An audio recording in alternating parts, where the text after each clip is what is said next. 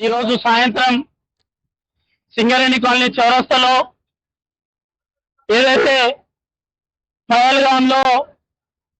అమాయకులను ఈ పాకిస్తాన్ ఉగ్రవాదులు 26 మందిని పొట్టన పెట్టుకున్నందుకు ఈరోజు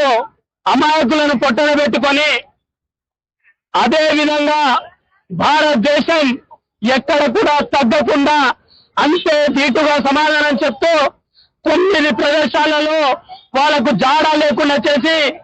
దగ్గర 100 మంది ఉగ్రవాదులను హతం చేసినట్టు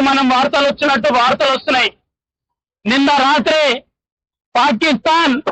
ఎప్పుడు కూడా దొంగ దెబ్బలతోనే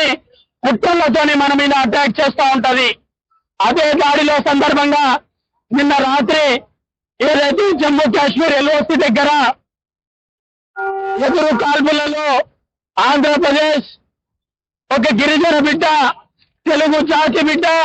ఈరోజు భారతదేశం కోసం మురళీ నాయక్ తన ప్రాణాలను పణంగా పెట్టి ఈరోజు భారతదేశంలో ఉన్న ప్రతి ఒక్కరి రక్షణ కోసం తన ప్రాణాలను పణంగా పెట్టినందుకు ఈరోజు వారి ఆత్మ శాంతించాలని, వారి కుటుంబాలకు ఆ భగవంతుడు ఇంకా శక్తినివ్వాలి, ఇంకా ధైర్యాన్ని ఇవ్వాలని చెప్పేసి ఈరోజు సాయంత్రం పూట కొవ్వొత్తుల రాళ్లతోని వారు ఎక్కడ ఉన్నా ఈ దేశం మమ్మల్ని వారిని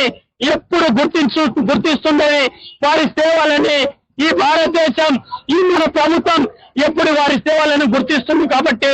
వారి ఆత్మ శాంతించాలని మనం ఈరోజు కొవ్వొత్తుల ర్యాలీ చేస్తున్నాం. రేపో మాపో ఈ పాకిస్తాన్ కొడుకులకు మనం చేయాల్సిన పని లేదు. ఆ పాకిస్తాన్ లో ఉంది వాళ్ళ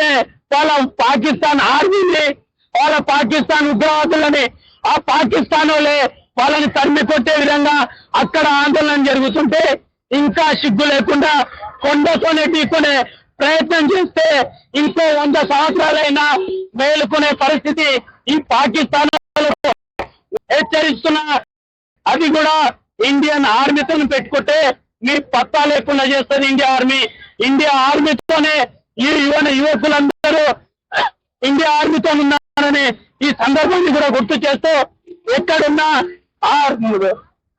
వీర జవాన్ మురళీ నాయక్ గారి